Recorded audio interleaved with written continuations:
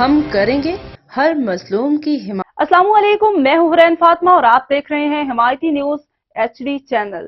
نظر ڈالتے ہیں آج کی اہم خبروں پر۔ ڈسٹرکٹ سیشن جج بہاول نگر شاذب سعید نے جوڈیشل کمپلیکس میں فیملی پارک کا افتتاح کر دیا۔ اس موقع پر انہوں نے پارک میں پودا بھی لگایا۔ بہاول نگر جوڈیشل کالونی میں فیملی پارک کا افتتاح کر دیا گیا۔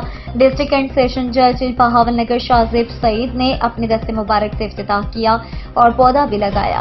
اس موقع پر سینئر سول جج ایڈمن منظر حیات کھوکر، سینئر سول جج فیملی کورٹ ضیاء احمد خان اور دیگر ججز صاحبان میں طاہر منظور، آصف اقبال، ایاز رفیق لون، مشتاق احمد، اللہ یار بھٹی، خواتین ججز میں امارہ سرفراز، تہمینہ یاسمین جج فیملی کورٹ بہاول نگر بھی موجود تھے۔